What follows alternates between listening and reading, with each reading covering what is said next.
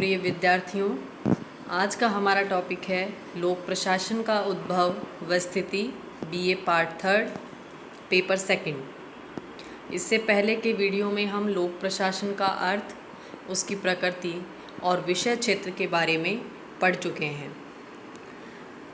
लोक प्रशासन की परिभाषाएं हमने पिछले वीडियो में देखी है। मुख्यतः सरकार की कार्यकारी शाखा के द्वारा यानी कार्यपालिका के द्वारा किए जाने वाले कार्यों को लोक प्रशासन के कार्य कहा जाता है।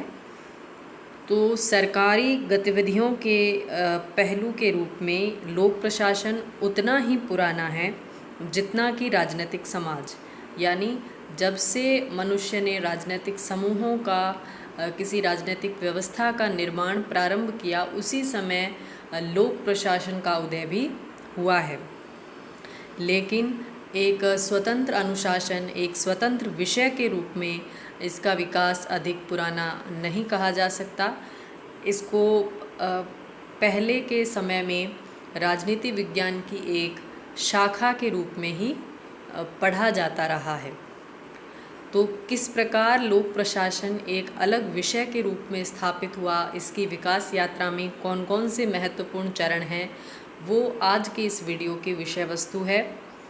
तो लोक प्रशासन एक अनुशासन के रूप में कई परस्पर आच्छादित रूपांतरणों के क्रम से होकर विकसित हुआ है। अनुशासन का मतलब होता है विषय, यानी लोक प्रशासन, पब्लिक एडमिनिस्ट्रेशन एक सब्जेक्ट के रूप में कैसे सामने आया या इसको एक अलग विषय के रूप में किस प्रकार इसका विकास हुआ। तो उसके विकास के मुख्यतया 5 चरण हैं। पहला चरण है राजनीति प्रशासन द्विभाजन। दूसरा चरण है प्रशासन के सिद्धांत। तीसरा चरण है चुनौती का युग। चौथा चरण है पहचान का संकट। और 5वां चरण है लोक नीति परिप्रेक्ष्य। इस वीडियो में, इस व्याख्यान में हम लोक प्रशासन के विकास से संबंधित पहले तीनों चरण जो हैं उनका अध्ययन करने का प्रयास करेंगे। पहला चरण है राजनीति प्रशासन द्विभाजन, पॉलिटिक्स एडमिनिस्ट्रेशन डायकोटोमी, जो 1887 से लेकर 1926 तक चला। यानी इस चरण में लोक प्रशासन को राजनीति विज्ञान से अलग विषय के रूप में देखने की शुरुआत हुई। जैसा कि मैंने कहा, प्रशासन का जन्म तभी हुआ जब से राजनीतिक समाजों की, राजनीतिक व्यवस्थाओं की स्थापना की जाने लगी। जैसे हम मौर्य प्रशासन के बारे में पढ़ते हैं या अकबर के प्रशासन के बारे में पढ़ते हैं। कौटिल्य ने अपने अर्थशास्त्र में मौर्य प्रशासन के बारे में बताया है। पश्चिम में अरस्तु का ग्रंथ पॉलिटिक्स, मध्यकाल में मैकियावेली का द प्रिंस, ये सभी पुस्तकें, ये सभी ग्रंथ सरकार का जो संगठन है उसके कार्य करने के तरीकों के बारे में बात करते हैं। यानी ये सभी ग्रंथ एक तरीके से प्रशासन के बारे में बात करते हैं। लेकिन इन प्राचीन ग्रंथों में लोक प्रशासन को एक अलग विषय के रूप में मान्यता नहीं थी। उसे राजनीति के साथ ही, राजनीति की एक शाखा के रूप में ही उसे पढ़ा जाता था। लेकिन 18वीं सदी के आखिरी वर्षों में पहली बार लोक प्रशासन के अर्थ क्या हैं और उसका उद्देश्य क्या है, इसको हैमिल्टन के द फेडरलिस्ट में परिभाषित किया गया। हैमिल्टन ने एक पत्र लिखा, द फेडरलिस्ट ने एक निबंध लिखा, उसके अंदर लोक प्रशासन का अर्थ क्या है और उसके क्या उद्देश्य हैं उनको पहली बार परिभाषित किया। इस संबंध में जो पहला चरण है, इसे हम राजनीति का और प्रशासन का द्विभाजन, यानी इन दोनों को अलग समझे जाने की शुरुआत हुई। 1887 में वुड्रो विल्सन ने एक निबंध लिखा, the study of public administration, लोक प्रशासन का अध्ययन। इसी निबंध ने लोक प्रशासन के एक पृथक, स्वतंत्र और व्यवस्थित अध्ययन की बुनियाद डाली। इसीलिए विल्सन को फादर ऑफ पब्लिक एडमिनिस्ट्रेशन, लोक प्रशासन का पिता कहा जाता है। यही वुड्रो विल्सन आगे चलकर अमेरिका के राष्ट्रपति भी बने थे। विल्सन के अनुसार राजनीति का सरोकार नीति निर्माण से है, जबकि प्रशासन का सरोकार नीतियों को लागू करने से है, यानी राजनीति और प्रशासन दोनों अलग अलग विषय हैं, इनको कंबाइन नहीं किया जा सकता।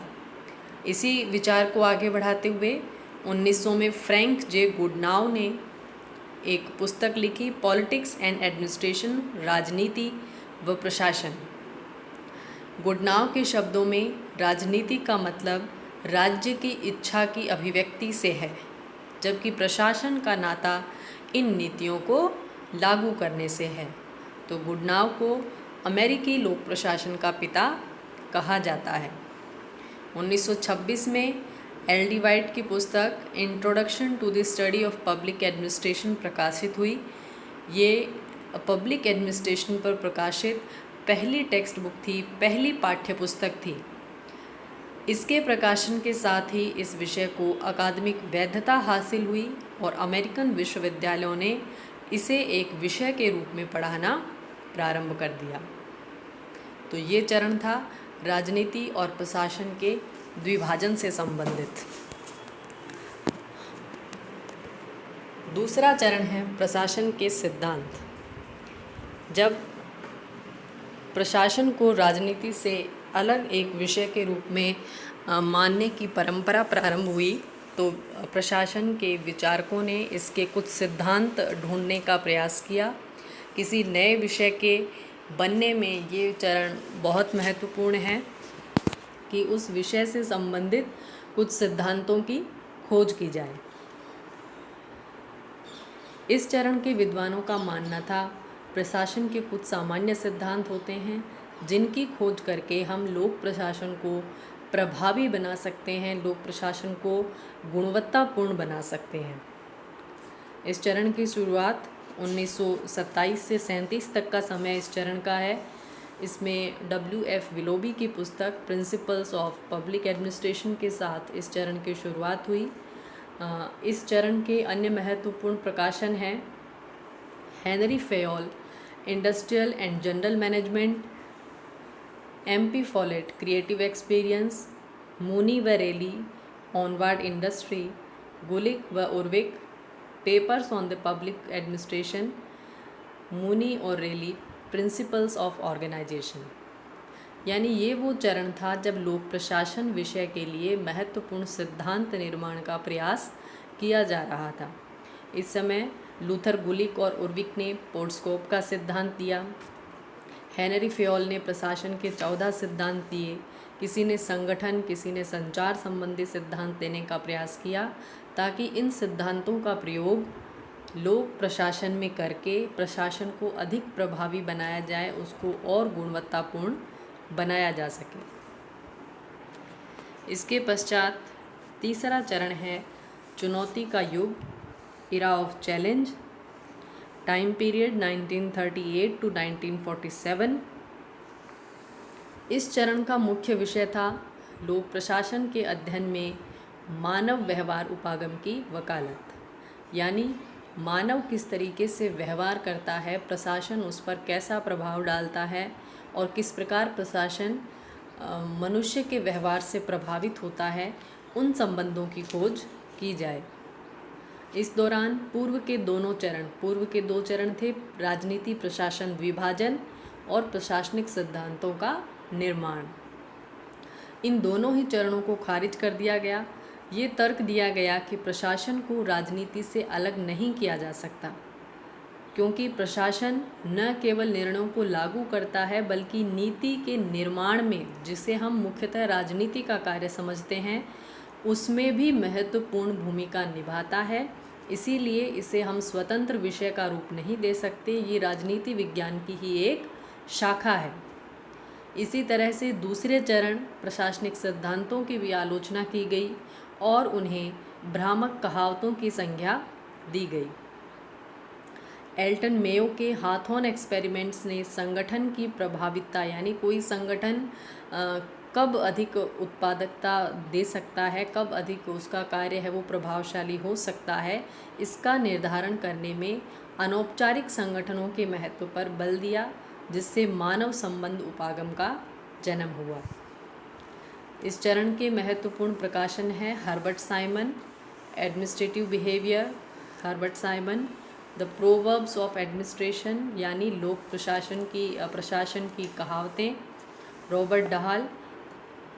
The science of public administration 3 problems यानी लोक प्रशासन के विज्ञान बनने में आने वाली 3 मुख्य समस्याएं।